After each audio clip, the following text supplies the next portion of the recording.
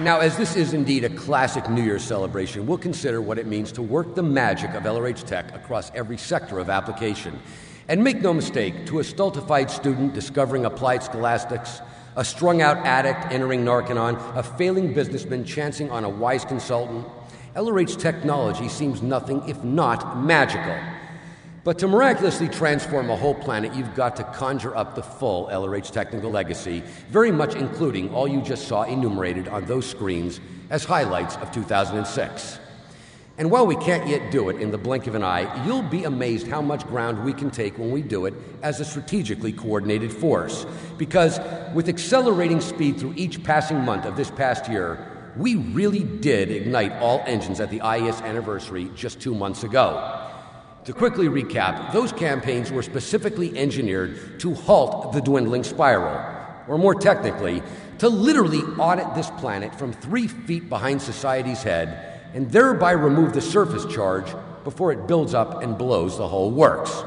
So yes, indeed, as a combined whole, you can label those strategies as planetary salvage, embracing all pivotal programs from the very top in the creation of new ideal orgs to the very bottom in eradicating the virus of aberration at its source.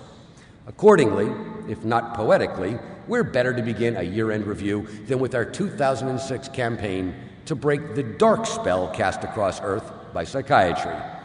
By way of a recap, that campaign was expressly, maybe even diabolically, engineered to ignite both government action and media blizzard.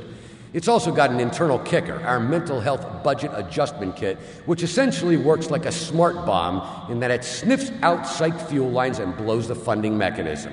And in that way, to put it bluntly, we booby-trap the whole psychiatric ecosystem.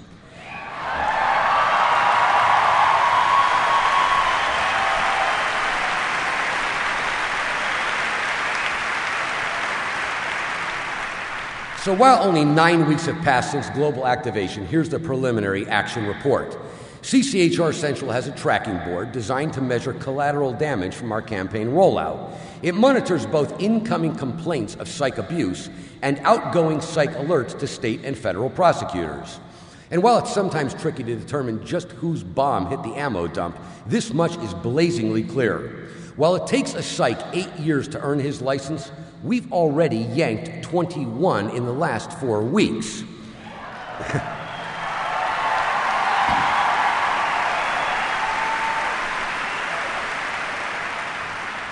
Then there's all our campaign represents as a high-pressure system for an anti-psych climate, of which the best barometer is the Anti-Psych Media Index.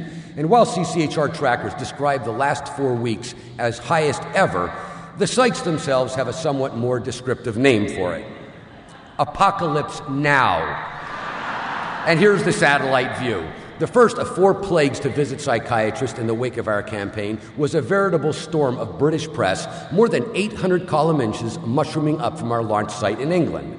Then came the 2,600 newspaper, magazine, and e-news articles like a cloud of locusts from elsewhere around the world, followed by a third swarm of news clips, documentaries, and televised forums. Then, just when psychs thought the seas had parted and they could safely enjoy this holiday season, it all rained down, because what with CCHR-inspired hearings on the menace of new generation psych drugs, the age-old secrets of how psychs cut deals with the FDA have finally come to light. And since the FDA can't get the toothpaste back in the tube, they just agreed to smear new black box warnings all over the antidepressant lineup, which in turn fueled an anti-psych media fest like something out of Revelations, and it looks like this. The Washington Post, the Washington Times, the New York Times, Chicago Tribune, Herald Tribune, USA Today, Associated Press, and all over network news, until as of tonight, well, let me put it like this. At our IAS anniversary celebration, I told you psychs were about to believe in the divine wrath of God, and sure enough, they now know that wrath is swift and certain, because in just the last 8 weeks came 37,824 column inches of anti-psych press to mess them up but good, and that's our 2006 campaign for the global obliteration of psychiatry.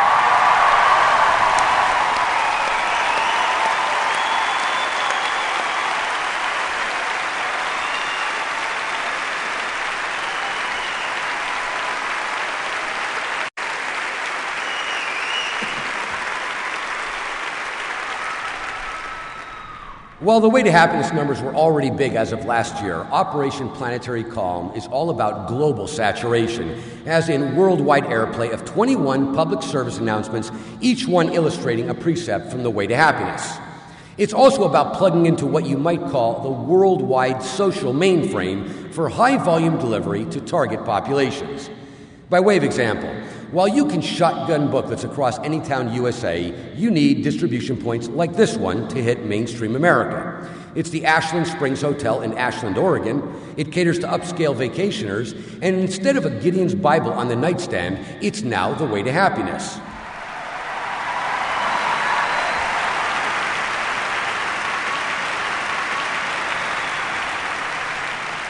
Similarly, while you can hand out bundles of booklets across every African American neighborhood, you need someone like this to reach a target group of 12 to 18-year-olds. She's hip-hop fashion queen Kimora Lee Simmons. Her custom cover coordinates with her fashion line, and she funnels booklets through inner cities in both New Jersey and Los Angeles.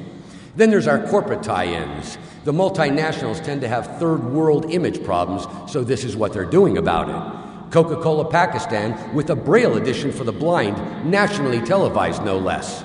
Philips Electronics, likewise all over Pakistan, and Dell Computers all over Africa. Then there's the power of Way to Happiness right in the marketplace, as in the big retail chains who have an obvious vested interest to cut shoplifting. And when you're talking frontline retail, you can't get much bigger than 7-Eleven, so here's a few of their 4,000-plus outlets across Taiwan. The numbers grow even larger when you follow the campaign trail into Taiwanese schools. To date, it's 250,000 by order of Taiwan's Ministry of Education. It's also running through national distribution channels elsewhere around the world. Here's the first Lebanese edition, as just approved by Lebanon's Ministry of Security. And here's how Ecuador's Postal Service said Merry Christmas 2006. And if I haven't even touched on the grassroots rollout from Africa and Europe to Australia and the Americas, suffice it to say, with presses running off new booklets every 10 seconds and in greater numbers through the last 8 weeks than the whole previous year, 2006 ends with a Way to Happiness now in the hands of more than 70 million people across 131 nations, and that's Operation Planetary Calm as we enter 2007.